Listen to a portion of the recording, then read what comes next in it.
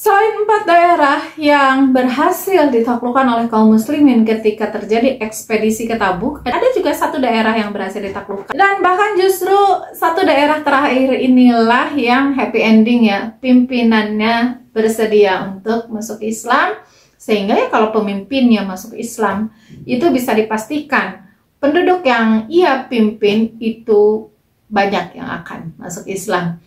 Ekspedisi ini terjadi di tengah ekspedisi ke Tabuk atau di tengah pertempuran Tabuk. Ekspedisi ini dipimpin oleh pemimpin yang memang tercatat tidak pernah terkalahkan, yaitu Khalid bin Walid. Apa dan bagaimana kisah dari ekspedisi ini akan kita bahas di video kali ini.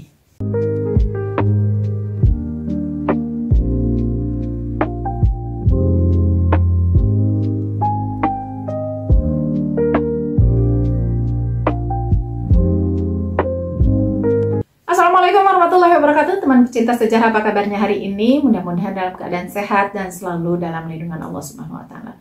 Bertemu lagi dengan saya Anis Amisani di program Baca Sejarah, masih di serial kronologi sejarah tahun 631 Masehi bertepatan dengan tahun ke-9 hingga 10 Hijriah.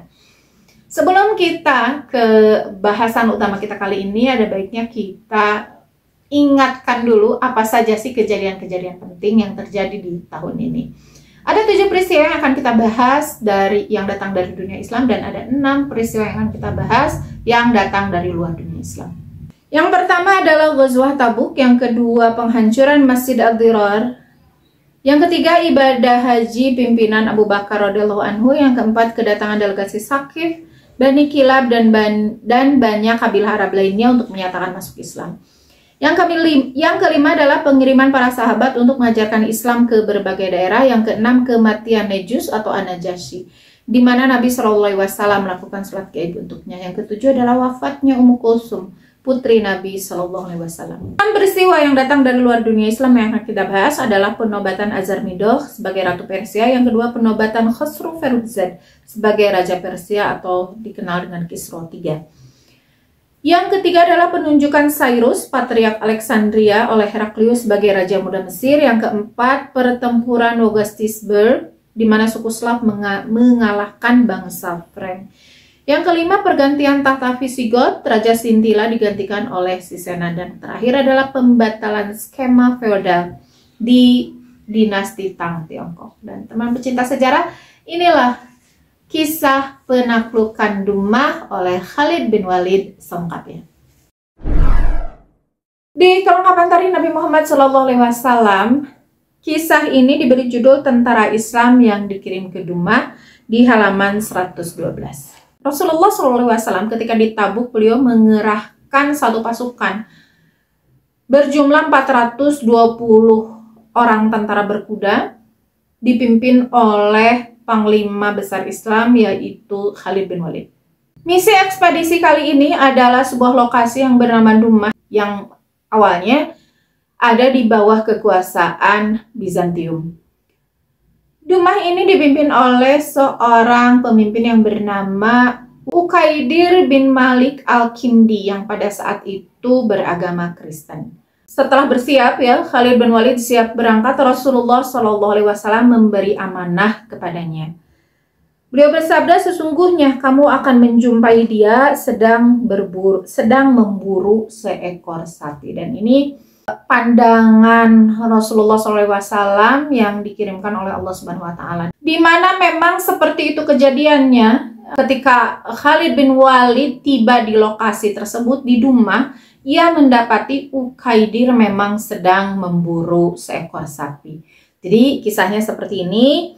Tatkala Khalid bin Walid bersama pasukannya sampai di kota tersebut, itu sedang malam terang bulan. Jadi pertengahan bulan ya, sehingga bulannya sangat terang. Pada malam itu, sebelum kehadiran dari Khalid bin Walid Raja Uqaidir itu sedang berada di atas loteng rumahnya bersama istrinya. Mendadak seekor sapi datang ke dekat pintu bentengnya sambil menggosokkan tanduknya ke pintu benteng itu. Karena itu istri Uqaidir bertanya kepada suaminya, "Apakah kamu pernah melihat peristiwa seperti itu? Siapa yang tinggal di tempat itu?" Ukaidir menjawab, tidak seorang pun. Seketika itu Ukaidir lalu turun dari atas lotengnya lalu memerintahkan kepada orang yang mengurus kudanya supaya mempersiapkan kudanya. Kemudian naiklah ia ke atas kudanya dan naik pula beberapa orang keluarganya ke atas kudanya masing-masing. Di antara mereka itu ialah ada seseorang yang bernama Hasan, saudara laki-laki Ukaidir sendiri. Mereka lalu memburu sapi tersebut.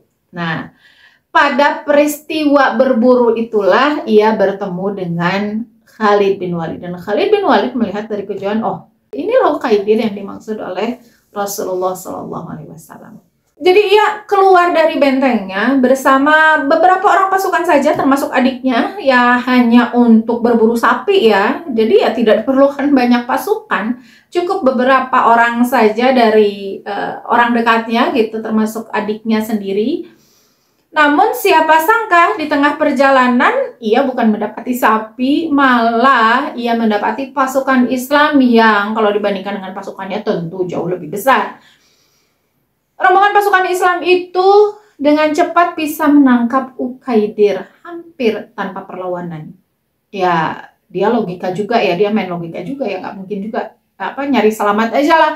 Maksudnya ini kan 400 orang kan menyerang kami yang hanya beberapa orang gitu. Secara logika tidak mungkin dikalahkan, sehingga ya udah percuma juga untuk melawan. Ia pada akhirnya dapat dengan mudah dilumpuhkan oleh pasukan kaum muslimin. Terjadi sedikit kontak senjata dan adik dari Ukaidir yaitu Hasan itu terbunuh ya di kontak senjata tersebut. Dan dengan kematian adiknya tersebut, ya Ukaidir memilih untuk menyerah dan diberikan jaminan oleh Khalid bin Walid bahwa ia tidak dibunuh. Hanya tentu saja dengan syarat bahwa ya ia takluk ke dalam pemerintahan Islam atau sebagai raja gitu ya, mempunyai mandat yang besar terhadap lokasinya. Dia diminta untuk membukakan benteng kota Dumah. Mendahulukan keselamatannya, Ukaidir itu memenuhi persyaratan tersebut sehingga dengan mudah pasukan kaum muslimin dapat masuk ke kota Dumah. Dan karena rajanya ini udahlah gitu menyerah aja gitu. Pada akhirnya memang tidak ada tawanan ya, karena mereka pada hakikatnya menyerah gitu, langsung menyerah saja, dan kaum muslimin dengan mudah dapat mengambil harta rampasan perang.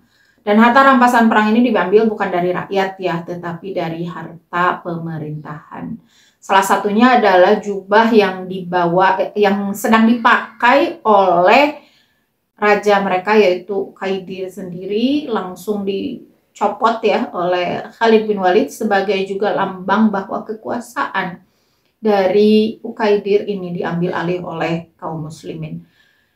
Jubah itu diambil oleh kaum muslimin sebagai tanda kekalahan.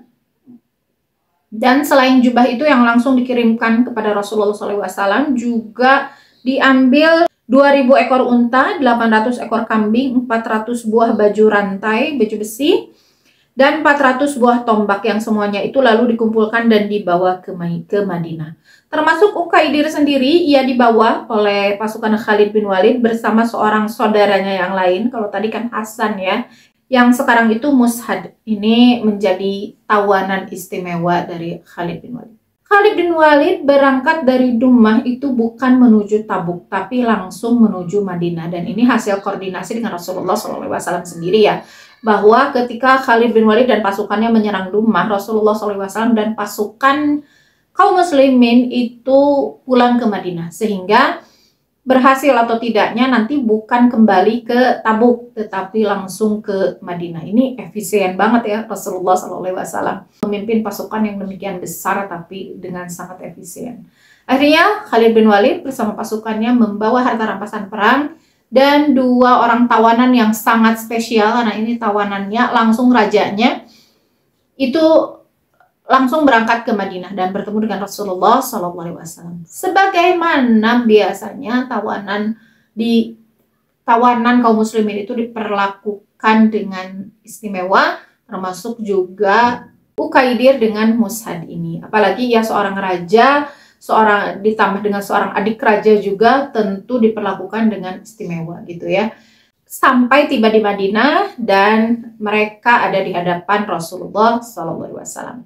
Harta rampasan perang tentu tidak berani diutak-atik oleh Khalid bin Walid, diserahkan kepada Rasulullah SAW. Nanti setelah ada itu kan harta rampasan perang itu kan milik Rasulullah SAW dan milik Allah dan Rasulullah ya. Adapun tetap ada bagian untuk mereka yang berperang, pasukannya Khalid bin Walid, tetapi dibaginya oleh Rasulullah SAW. Jadi harus diserahkan dulu. Aturannya begitu, memang harus diserahkan dulu kepada pimpinan. Nanti kalau sudah diserahkan baru ada pembagian harta rampasan perang. Ala kulli hal bukan itu yang dibicarakan, tetapi mari kita lanjutkan dengan apa yang terjadi dengan Ukaidir. Begitu tiba di hadapan Rasulullah Shallallahu Alaihi Wasallam, Rasulullah tahu Ukaidir ini adalah seorang raja di daerahnya, sehingga ya dibandingkan semua tawanan, inilah tawanan yang paling istimewa lah ya, karena ya itu tadi, kalau tawanan ini masuk Islam, pengikutnya juga, rakyatnya juga pasti banyak yang masuk Islam. Maka Rasulullah SAW setelah percakapan ringan mengajak Ukaidir untuk masuk Islam. Intinya Rasulullah SAW mendakwahi, ya, tidak langsung ajak masuk Islam, menjelaskan dulu Islam itu apa, kemudian tentang Allah gitu ya, tentang kenabian beliau, tentang aturan-aturan dalam Islam, dengan cara yang sangat-sangat baik, dengan cara yang sangat ahsan dari Rasulullah SAW, sehingga singkat kata tertariklah memang Ukaidir memeluk agama Islam. Di sini ada catatan kaki nomor 23. Para ulama ahli tarikh sedikit berselisih tentang Islamnya Ukaidir. Sebagian meriwayatkan bahwa ia telah mengikuti Islam tatkala menghadap kepada Nabi SAW sebagaimana yang tersebut itu, dan mengingat surat perjanjian damai yang tertera itu. Kemudian ia kembali kafir lagi sepeninggal Nabi, atau murtad ya. Karena itu di masa Khalifah Abu Bakar As-Siddiq ia dikepung oleh Khalid bin Walid kembali, lalu ditangkap dan dibunuhnya. Sebagian lagi meriwayatkan bahwa Ukaidir belum sampai menganut Islam pada saat itu. Setelah mengadakan perjanjian dengan Nabi SAW, lalu ia kembali ke bentengnya dan ia tetap memeluk agama Kristen. Demikianlah sebagaimana yang telah diuraikan oleh penulis kitab Jamharatur Rasail Arab. Wallahu a'lam. Jadi ada dua pendapat.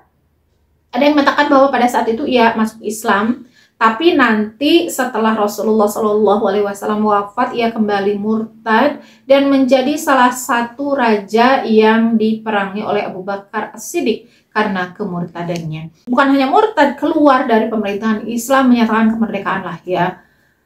Sehingga pada akhirnya yaitu tadi, sebagaimana disebutkan, ia berhasil ditaklukkan lagi dengan cara dibunuh oleh Khalid bin Walid, yang sebelumnya di saat ini di peristiwa tahun 631 ini menyerangnya juga, atau yang mengalahkan di awal Khalid bin Walid nanti mengalahkan di akhir juga Khalid bin Walid. Namun pendapat yang kedua mengatakan bahwa ia sebenarnya nggak pernah masuk Islam dari awal, sehingga ya nanti ditaklukkan kembali pada masa Abu Bakar As-Siddiq. Dan inilah perjanjian damai yang dituliskan antara Ukaidir dengan Rasulullah SAW. Dengan nama Allah yang Maha Pengasih lagi Maha Penyayang, surat ini dari Muhammad utusan Allah kepada Ukaidir di Dumah. Tatkala ia telah mau mengikut Islam dan telah melepaskan persekutuan dan keberhalaan kepada Allah dengan Khalid bin Walid, sang pedang Allah di Dumatul Janda dan daerah jajahannya. Sesungguhnya bagi kami ada ujung tanah yang sedikit airnya, tanah yang tidak ditanami, tanah-tanah yang tidak ada bekas kemakmurannya, dan tanah-tanah yang tidak ada bekas yang terkenal. Tidak ada bekasnya yang terkenal. Juga bagi kami mempunyai baju-baju rantai, senjata-senjata perang, kuda dan benteng milik Ukaidir di Dumah. Bagi kamu ada jaminan dari kebun kurma dan air yang bersumber dari sungai yang dapat memakmurkan tanah. Binatang-binatang peternakan kamu tidak boleh dilepaskan di tempat penggembalaan. Kelebihan hak kewajibannya kamu tidak boleh dikumpulkan dengan yang lain sebelum dihitungnya, dan tanaman kamu tidak boleh dihalang-halangi menurut kehendak kamu. Kamu berkewajiban mengerjakan sholat dan mengeluarkan zakat dengan semestinya. Atas kamu yang demikian itu perjanjian Allah dan pengokohannya. Dan bagi kamu yang demikian itu melaksanakan yang benar dan menepati Allah dan orang yang hadir di kaum muslimin telah menyaksikannya. Lafaz surat ini menurut yang diriwayatkan oleh pengarang kitab Subuhul A'sya dan lainnya yang telah dikutip oleh pengarang kitab Jamharatur Rasailil Arab. Demikianlah isi surat perjanjian damai yang dibuat oleh Nabi Shallallahu Alaihi Wasallam untuk Raja Ukaidir di Dumah. Setelah itu Ukaidir kembali ke negerinya di Dumatul Janda. Menurut satu riwayat, setelah Ukaidir kembali ke bentengnya, lalu ia kembali memeluk Kristen. Adapun menurut satu riwayat yang lain lagi, ia tetap mengikut Islam. Tetapi pada waktu Nabi SAW telah wafat, ia murtad menjadi kafir lagi. Pada zaman Khalifah Abu Bakar As-Siddiq, ia dikepung oleh pasukan yang dipimpin oleh Khalid bin Walid dan akhirnya ia dapat dibunuh karena menyalahi janjinya. Teman pecinta sejarah, ini kisah yang sangat jelas ya, meskipun ada beberapa praduga para ahli sejarah terhadap Ukaidir. Tetapi intinya adalah bagi kaum muslimin, siapapun, bukan hanya seorang raja ya, apalagi seorang raja ya, siapapun yang menyalahi perjanjian, maka sikap tegas itu akan dilakukan. Ini bukan untuk sekedar perlihatkan kekuasaan saja, bukan. Tetapi perjanjian itu bagi kaum muslimin itu harus dipegang teguh dengan sangat kuat, dijunjung tinggi lah.